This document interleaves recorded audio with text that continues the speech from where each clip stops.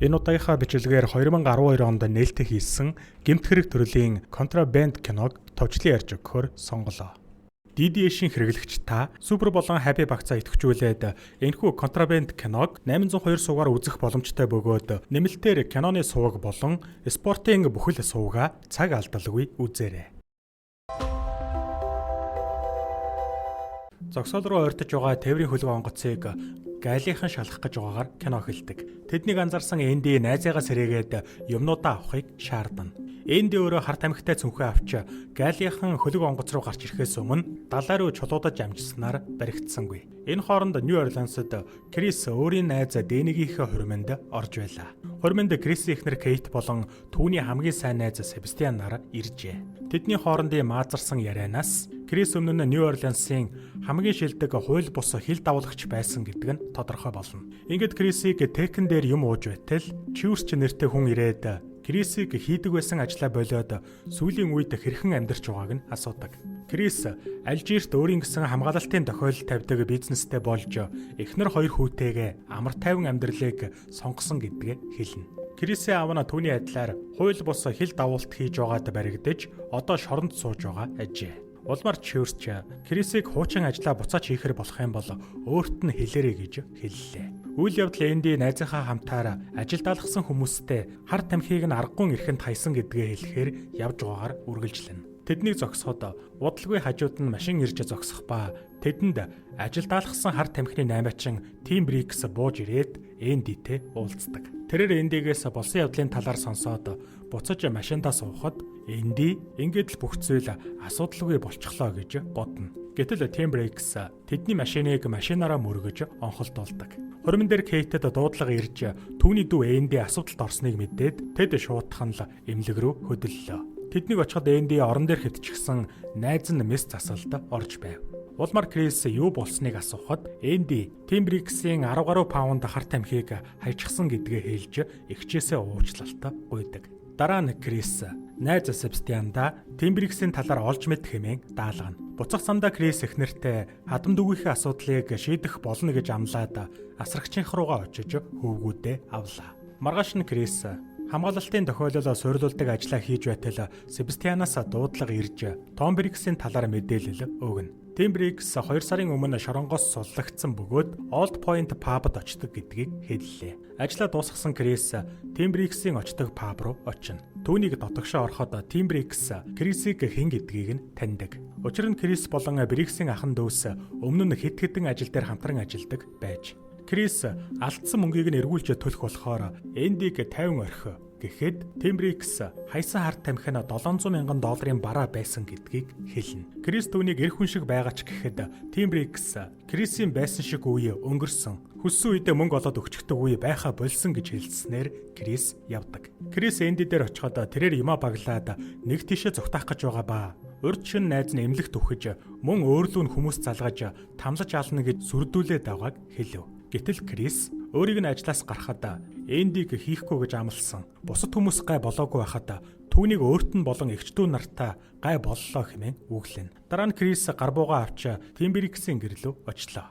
Тим Брикс хаалга нэмэгцээ түүн рүү буугаа чиглүүлэхэд Крис мөнгийг нь буцааж өгөхөд 1 сарын хугацаа өгөхийг хүсэхэд харин Тим Брикс 2-7 хоногийн хугацаа өгөв. Улмаар тэрээр Крисийн гэр бүлд занал хийлснээр ууралсан Крис түүнийг зодож мөнгийг нь өгнө гээд хэрвээ эхнэр хүүхдүүдийн талаар дахиж ам ангах юм бол түүнийг өгтөл болгоно гэж анхааруулна. Энэ үед Тим Бриксийн охин гарч ирснээр тэд салцгаадаг. Ингээд Крис энэ удаагийн ажилтан тохирох хөлөг онгоцыг сонгохоор хөлөг онгоцнуудыг зайнаас ажиглана. Дараа нь тэрээр эхнэртэйгээ уулзаж Эндигийн асуудлыг шийдэхийн тулд хууль бус хил нэвтрүүлэх ажлаа дахин нэг удаа хийх шаардлагатай болсныг учирлан хэлэхэд эхнэр нь таагүй хүлээж авдаг. Гэхдээ дүүийнх нь амиа яригдж байгаа болохоор зөвшөөрөхөөсөөр сонголтгүй шүү дээ. Крис төлөвлөгөөгөө эхлүүлж шоронд байгаа аавтайгаа уулзан өмнөх ажлаа нэг удаа хийх болсноо хэлдэг. Үүнийг сонссон аав нь Крисийг хууль бус ажлаа хайж хууль ёсны бизнесээ эхлүүлсэн өдөр нь хамгийн сайхан өдөр байсныг хэлдэгч одоо дахиад хийнэ гэхээр аргагүй нөхцөл байдал үүссэн гэдгийг ойлгоно. Тиймээс аав нь хууль бусаар хил нэвтрүүлдэг ажлаа хийдэг байхдаа ажилдаг байсан ачааны хөлөг онгоцны албан тушаалаа түүнд өгнө. Гэхдээ энэ удаагийн асуудлаа зохицуулаад болоорой гэж захидаг. Дараа нь Крис Себастьянд төлөвлөгөөгөө тайлбарлана. Гэхдээ тэрээр хэдий хамгийн өндөр ашигтай ч гэлээ яасан ч хар тамхи хууль бусаар нэвтрүүлэхгүй гэдгээ хэлээд харин Панамаас 15 сая долларын хуурамч мөнгөн тэмдэгтийг хууль бусаар нэвтрүүлнэ гэдгээ хэлдэг. Тэгэд Крис баг бүрдүүлэх хэрэгтэй байгаагаа хэлснээр боломжит хүмүүсийн нэрсээс багийн гишүүдэд сонгоно. Үүний дараа Крис Панама хотод байгаа Эдвин гэх танил руугаа залгаж их хэмжээний хуурамч мөнгөн дэвсгэрт авахаар очиж байгаагаа мэдэгдэхэд Эдвин хүлээж бай гэдгээ хэлдэг. Ингээд шаардлагатай зүйлсийг Себастьян зохицуулж дараа нь Крист цүнхтэй бэлэн мөнгө өгөхөд Крис мөнгийг үржөөжл мөнгө олдгийм гэж хэлэн талархлаа илэрхийлнэ. Шинэ Крис хөлөг онгоцны зогсоол дээр ирж гэр бүлийнхэнтэйгээ салах ёсхийн Эндигийн хамтаар ачааны хөлөг онгоц руу явлаа. Крис хөлөг онгоцны шатаар өгсөж байхад хөлгийн ахмад ирж түүний хэвс цэвэрлэгчийг дотгошоо оруулж байгааг Крис анзаарна. Энди Крис хоёр өрөөндөө төвхнөж хөлөг онгоц хөдлөхөд тэд цүнхтэй зүйлсээ ханны цаана нуудаг. Тэгэд Крис хөлөг онгоцон дээрх багийнхантайгаа уулзах ба энэ үед ахмад орж ирээд хин Крисийг хөлөг онгоцонд суулгасныг лавлана. Улмаар дарган зөвшөөрч эцсийн мөчөд түүнийг суулгасан гэдгийг ахмад мэдээд Крисийг цэвэрлэгээ хийлгэж өөрөөс нь холхон байлга гэж тушаадаг. Шинэ Крис орноосоо босч хивс цэвэрлэж байхдаа ахмадыг анзаараагүй байхад шургуулганаас нь хөлөг онгоцны зургийг хулгайлна. Дараа нь тэрээр гагнуурын төхөөрөмж авч хан нөхөлж удалгүй хууль бос мөнгө нэвтрүүлэх багийнхантайгаа уулзлаа. Тэрээр энэ ажиллагаанд ахмадыг оролцуулахгүй гэдгээ хэлж багийнхнаа дагуулan доошоо буугаад мөнгө нуух өөрийн хананд гаргасан нууц нүхээ харуулдаг. Крис багийнхандаа тэд машинтай явж мөнгөн дэвсгэртүүдээ аваад маш их хурдан хөлөг онгоц руугаа буцаж ирнэ гэсэн төлөвлөгөөгөө тайлбарлана. Багийн гишүүн хөлөг онгоцны тоогооч Тарик хангалттай цаг байхгүй гэж хэлэхэд багийн гишүүн хөлөг онгоцны инженер Олаф хөлөг онгоцонд саатал үүсгэж цаг хожиж болно гэдгийг хэллээ. Энэ хооронд Тим Брикс өөрийн хүмүүстэйгээ Крисийн гэр бүлийг ажиглаж байгаад гэртээ ормогц араас нь гэрлүүн хүчээр нэвтрэнэ. Түүний залуус гэрээ оронгоно сүйтгэж харин Тим Брикс Кейтэд тоглож байгаагаа хэлээд эх 7 хоногт ирэхдээ тоглохгүй гэдгийг нөхөртөө дамжуулж хэлээрэй хэмээн сануулад явдаг. Хөлөг онгоц Панамын зогсоолд ойртож байхад Крис Дэнитэй хамтаар хөлөг онгоцонд саатал үүсгэхэд туслана. Энэ үед түүнд дуудлага ирэх ба Кейт дөрөнд болсон явдлаас болж айж байгаагаа хэлдэг. Крис их нэртэй Себастьян руу залга гэж хэлснээр Себастьян түүний гэр бүл дээр ирж гэрт нь очихыг хүснэ. Ахмад хүмүүстэй хурдаа 2 дахин хасахыг даалгахад Дэни сарамсаргүйгээр хитэх гэмтэл үүсгэснээр хөлөг онгоц хурдтай чигээрээ зогсоол руу урагшилсаар улмаар ахмад уурлаж хүмүүстэй зангууга хаяхыг тушаадаг. Тэд хөдөлгүүрийг гэмтээсэн болохоор Крис гатсан зангууг лантуугаар зогсны эцэст буулгана. Үүний ачаар хөлөг онгоц зогсоолыг баг зэрэг шүргэн зогслоо. Ахмад доошоо бууж Олафтай уулзахад тэрээр хөдөлгүүр гатсан гэж тайлбарлахад Ахмад албаар эвдчихэж гэж хэлнэ. Крис ханд нуусан цүнхээ аваад хөлөг онгоцноос буухад Ахмад зогсоолын ажилтнаас уучлалт хүсдэг. Ингээд Крис Дэни Энди 3 шуутхан л хот руу таксигаар явж Крис гэр бүл рүүгээ залгаан зүгээр байгаа хэсгийг шалгахад Кейт Себастьянид байгаагаа хэлнэ. Удалгүй тэд зорьсон газартаа ирж Эдвинтэй уулзахад тэрээр мөнгөн дэвсгэрт бэлэн болсныг харууллаа. Крис хурамч мөнгөн дэвсгэртийг шалгаж үзээд ямар нэгэн зүйл буруу байна гэдгийг хэлэн дээр нь йод тусааснаар цаас цэнхэр өнгөтэй болон хувирч Крис Эдвинийг буруу цаасан дээр хэвлсэн байна хэмээн буруутгана. Тэрээр Эдвинд цаг бага байгааг дурдж сүүлд өгсөнтэйгээ адилханыг өгөөрэй гэж хэлсэн гэхэд Эдвин Ганзалогийн агуулхад байгаа тэр хэнийг ч оруулаагүй гэж хариулдаг. Крис шуутхан л Ганзало руу явна гэхэд Эдвин энэ нь бүтлгүй санаа гэдгийг хэлдэгч сонголт үлдээгүй Крис шуутхан л хөдлөнө. Энэ хооронд хөлгийн ахмад Крисийг хөлөг дээрээ хайсаар Тим Брикс гэртээ байхад Себастьян түүн дээр зочлох ба түүнд Крисийн гэр бүлээр оролдох хэрэггүй гэдгийг хэлдэг. Үргэлжлүүлээд Тим Бриксийг Эндиг биш анханасаа зөв хууль бос хил нэвтрүүлэгчийг сонгосон бол бараа нь 9 мэнд ирэх байсан гэдгийг хэлэхэд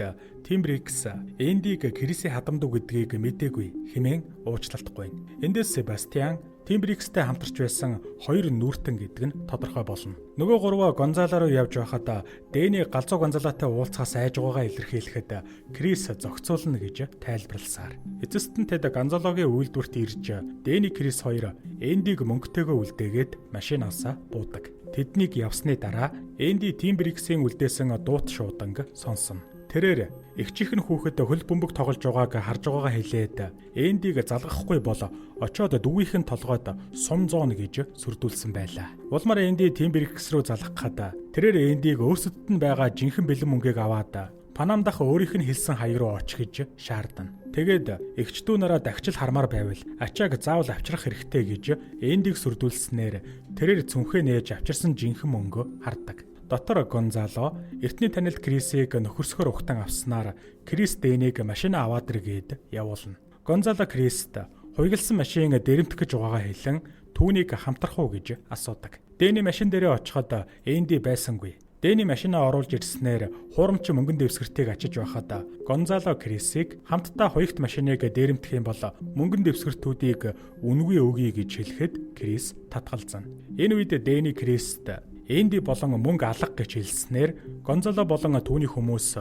буугаад тэдэн рүү чиглүүллээ. Улмаар Гонзало өөрийг нь тэнэг гэж бодоо юу хэмээн уурлаж Крисийг буутах гэж байтал Крис түүний санаалаа хэвээрээ эсхийг асууснаар Гонзало тэдний бичиг баримтыг нь барьцаа болгож хураадаг. Энэ хооронд Ахмад Олаф руу залгаж хөлөг онгоцыг хөдөлгөх 10 минутын хугацаа өгнө. Олаф Крис рүү залгаж 10 минут байгааг хэлэхэд Крис түүнийг аль болох цаг хож гэж даалгалаа. Крис Дэний хоёр хуйгт машины замыг нь хааж зогсоохоор бэлдэн хүлээн. Хэсэг хугацааны дараа хуйгт машин эрэхтэй зэрэгцэн тэд хөдөлж урдуур нь орж мөргөлдүүлдэг. Улмаар Гонзалогийн хүмүүс хуйгт машиныг дэлбэлж доторх хүмүүсийг нь хөнөөж тэд ачаандах зүйлийг буулгана. Хөлөг онгоцон дээр тарик цаг очихын тулд зогсоолын хэд хэдэн ажилтнанд мөнгө өгч ажлыг удаашруулахаар тохиролцлоо. Гонзало нэгэн зургийг жааз насан салгаж хуйлах ба үүнтэй зэрэгцэн цагдаа нар ирдэг. Ингээд цагдаа болон Гонзалогийн хүмүүсийн дунд ширүүн буудалцаан болж аль аль нь томхон хохирол амсана. Буудалцааны үеэр Гонзало машин дуутахад машин ирж явах явцад жолооч нь буудуулж өглөө. Эцэст нь Гонзало ганцаараа үлдэж машиндаа суун хөдлөх ба тохиромжтой мөчийг хүлээж байсан Крис Дэний хоёр машинаасаа гарч түүний машины ачаан дээр нь суудаг. Зогтоож явахдаа Гонзало хүзүүндээ сумны шарх авна. Энэ хооронд Энди хөлөг онгоцонд суухад тарик түүнээс бусд нь хаана угааг асуусан ч хариулсангүй. Гонзало зогтаасаар үйлдвэр дээрээ ирж зогсоод ухаангүй болоход Крис юу ч бодлоогүй зургийг авч машинд байгаа мөнгөн дэвсгэртээ хучдаг. Тэгэд Крис Гонзалогийн халааснаас бичиг баримтаа авах гэтэл Гонзало сэргэж өөрийг нь эмнэлэгт хүргэхийг шаардана. Крис Гонзалог машиндаа хийн хөдлөхөд цагдаа нар үйлдвэрийн гадна ирлээ. Крис цагдаа нараас эсрэг зүгт зогтож байхад Гонзало үхснээр тэд бичиг баримтаа аваад түүнийг машинаас хайдаг. Ингээд тэд хамаг хурдаараа явсаар хөлөг онгоцны зогсоол дээр ирэхэд Крис тарик руу залгаж чингэлгээ нээгээд машин цэвэрлэх зүйлс болон лацаа авчрах хэмээн даалгана. Удалгүй тарик чингэлгэний хаалгыг нээснээр тэд машинтайгаа дотгошоо орж чингэлгийг ачхаар өргөлөө. Чингэлгийг байршуулсны дараа тарик тэдэн дээр ирж мөнгөн дэвсгэртийг яаралтайгаар зөөнө. Энэ хооронд Гайлиас Ахмадад сүлд ачигдсан чингэлгнүүдэд шалгалт хийх даалгавар ирдэг. Улмаар Ахмад хүмүүстэйгээ чингэлгнүүдийг шалгахаар ирэхэд тарик Дэний хоёр яг зөрж таарна. Ахмад чингэлгүүдийг эхнээс нь шалгаж байх хооронд тарик Дэний хоёр хананд гаргасан нүхэндээ мөнгөн дэвсгэртүүдээ нуудаг. Энэ хооронд Крис ажлаа дуусгаж амжин чингэлгнээс гарч Ахмадад анзаарагдалгүй нууцаар явна. Эцэст нь Ахмад тэдний чингэлгийг шалгаад сэжигтэй зүйл олсонгүй. Крис өрөөндөө ирээд асуудлыг хүндрүүлсэн Энди рүү дайрч мөнгө хаана байгааг асуухад тэрээр хар тамхи авсан таазан дээр байгаа гэдгийг хэллээ. Крис хар тамхиг Энди рүү шидэж уурлахад Энди түүнд Тимбриксийн сүрдүүлсэн дуут шууданг сонсгосноор аргагүй нөхцөл байдлыг нь ойлгосон тэрээр тайвширна. Тэгээд тэрээр Кейттэй ярьж зүгээр эсхийг нь асуух ба Себастьян нууцаар ажигладаг. Дараа нь Крис хар тамхиг мөнгөн дэвсгэрттэй хамт ханны цаана нуулаа. Крис Себастьян руу залгаж нөхцөл байдлаа тайлбарлаад хар тамхиг далайд хаяна гэж хэлнэ. Удалгүй чөөрч Себастьян дээр ирж түүнийг сүрдүүлэхэд Себастьян нэг ачаа ирж байгаа гэдгийг хэлснээр чөөрч мөнгө өг учрыг нь оол гэж хэлээд явдаг. Ингээд арга мухарцсан Себастьян Тимбрикстэй уулзаж Крис хар тамхиг далайд хаях гээд байгаа тул эхнэрийг нь сүрдүүл гэж даалгана. Харин Крис тарикийн гал тогоонд давсаар дуршилт хийж байлаа. Кейтийн ажиллаа тарчхаад байж байтал Тимбрикс машинаараа хаалгыг нь цөм мөргөж, Кейтийг тол мөргүүлээд буу тулгаж нөхөрлүүгээ залгаж хар тамхиг усанд битгий хай гэж хэл. Гэр бүлийнх нь амь түүнээс шалтгаална гэж хэл хэмээн сүрдүүлдэг. Энэ үед Себастьян хөвгүүдийг аваад ирэхэд Тембрикс түүнийг танихгүй царайлан зүгээр л яваад өгнө. Себастьян Кейтийг тайвшруулан тэврэхэд Кейт түүнийг арх уучгаад жолоо барилаа хэмээн буруутгаж хүүхдүүдэд аваад явлаа. Кейт найзандаа ирээд Крис рүү залгаж Тембрикс хар тамхиг усанд хаяж болохгүй гэж хэлснийг дамжуулдаг. Үүнийг сонсоод Крис хинээс мэдсэн юм гэд удалгүй сүлжээ тасарна. Кейт найздаа хөвгүүдээ үлдээгээд Себастьяных руу өөрсдийн юм авахар явлаа. Крис Эндиг хар тамхи усанд таях талаараа Тембрикс хэлсэн үү гэхэд тэрээр үгүй гэдгээ хэлнэ. Кейт Себастьяны гэрлөө ороход тэрээр унтж байх ба Кейт эд зүйлсээ баглав.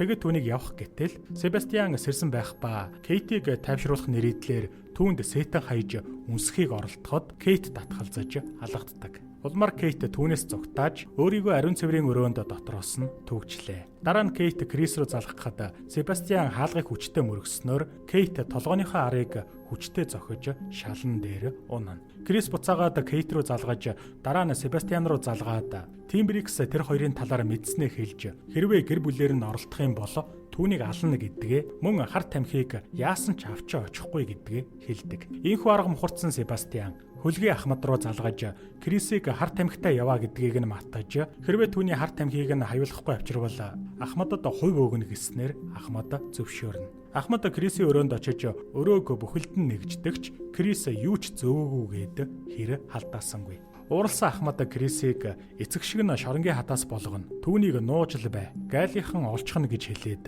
гарлаа. Хэсэг хугацааны дараа Крис Ахмадын өрөөрөө нууцаар орж шургуулганаас нь дүлхүүрийг нь хулгайлдаг. Ахмад гайл руу залгаж өөрийнх нь хөлөг онгоцсон дээр хар тамхи ачсан байна гэдгийг мэдгдснээр гайлийнхан шалгалт хийхээр хөдлөнө. Харин Крис Ахмадын дүлхүүрийг хувилж удалгүй гайлийнхан хөлөг онгоцсон дээр шалгалт хийхээр ирлээ. Энэ хооронд Себастьян гялгар уутаар Кейтийн зогцыг нь гар утастай хамт ороосны дараа түүний хуруу хөдөлтөгч Себастьян анзаардаггүй. Гайлийнхан шалгалтаа эхлүүлж өрөө бүрийг нэгжиж эцэст нь хананд гаргасан нүхийг илрүүлдэгч дотор нь юу ч байсангүй. Тэд мөн чингэлгэн дэх машиныг шалгадагч бэрзэнчиг зүйлээс өөр юм олсонгүй. Дараа нь тэд Крисийг байцаах ба Энди хөлөг онгоцноос буулаа. Гэтэл Тембрикс Эндиг машинтайгаа хөөж эцэст нь бууланд шахна. Байцаалтын үеэр Крисийн тээвэрлж байгаа машины эзэн олон жилийн өмнө нас барсан гэдгийг мэдэгддэг. Крис юу ч мэдэхгүй царайлснаар нотлох баримтаа байхгүй тул яах ч аргагүй түүнийг суллав. Крис дээр Эндиг барьцаалсан Тембрикс ирээд хар тамхиг нь авчирсан эсхийг асууна. Гэтэл Крис мэдэхгүй царайлсан тул Тембрикс Эндид баяртай гэж хэл. Гээд цонхоо хаатал Крис цонхыг нь хаг зохиж түүнийг цонхоор татаж гаргаад угсруулан цогсоор. Удалгүй туслах нь дээшээ буудснаар Крис болж үнтэй зэрэгцэн Энди зогтаана. Крис өөрийг нь буудвал хар тамхи авч чадахгүй гэж хэлснээр тэд машинтай хөдөлцгөөлөө. Крис тэднийг дагуулan хар тамхиг нь найзынд нь байгаа гэж хэлээд нэгэн байшинд авчирдаг. Тэрээр хувилсан түлхүүрээрээ хаалгыг нээж ороход хамгаалалтын дуу тохиолол ажилласнаар цагдаа шалгахаар болов. Байшингийн гараашинд Крис машины тээшнээс хевс цэвэрлэгч гаргаж ирлээ. Тэгээд цэвэрлэгчийг задлж дотроос нь хар тамхи гаргаж Тембрикс төгснөөр тэд Крисийг үнэхээр л шилдэг хууль бус хил давуулагч гэдгийг хүлээн зөвшөөрнө. Дараа нь тэд хар тамхиг задлж шалгаж үзэх ба Крис би засаад ирье гээд машиныг унаад зогтаадаг. Тембрикс хар тамхиг сорж хооронд хөлгийн Ахмад гарч ирээд тэднийг хараад гэрт нь юу хийж байгааг гайхна. Энэ үед цагдаа ирэхэн таарч Тембриксийг хүмүүстэй нь бас хөлгийн Ахмадыг хар тамхины хэрэгээр баривчлалаа. Крис гэртээ ирээд Кейтийг хайсан ч байсангүй. Энэ хооронд Себастьян Кейтийн цогцыг машиндаа ачин өөрийн барилгын талбайдаа хурж ирээд цогцыг барилгын хундааманд хайдаг. Крис Себастьяны гэрт ирэхэд цоочтой байсан тул цонхоор нь нэвтрэнэ. Тэгэд тэрээр ариун цэврийн өрөөний хаалгыг эвдэрсэн байгааг анзаардаг. Барилгын ажил эхлэхэд Себастьян зурмгийг Кейтийн зогцос хайсан хэсэгт зутгахыг тушааснаар цутгалт эхлэнэ. Крис Себастьяны өрөөнд дайран орж ирээд түүнийг зодож итгэлийг нь эвдсэн гэдгийг хэлээд эхнэр нь хаана байгааг асуулаа. Себастьян Кейтийг үхсэн гэж хэлэхэд Крис гадагшаа гарч эхнэр лүүгээ залгав. Гэтэл Кейтийн утаас ойролцоо дуурханаа сонсогдох ба зурмаг Кейтийг бараг л далдлах гэж байлаа. Крис утасны дуугаараа баримжаалан эхнэрээ олж хараад цутгалтыг зогсоож цогцыг нь гаргаж авна. үнэхээр итгэмээргүй нь Кейт үхээгүй зүгээр л ухаан алдсан байж. Энэ бүхнийг Себастьян харан зогсоно. Дараа нь Тарик Дэни хоёр Крисийн зааж өгсөн байршилд завьтай ирдэг. Энэ хооронд Кейт эмнэлэг тухай орж Крисийн санааг амраалаа. Крис давсан дээр дуршилт хийсний ачаар мөнгөн дэвсгэртүүдийг шуудаатад давсан дойж далайд хайсан байжээ. Улмаар давс далай дууссанаар хуурамч мөнгөн дэвсгэртүүд хөвж гарч ирнэ.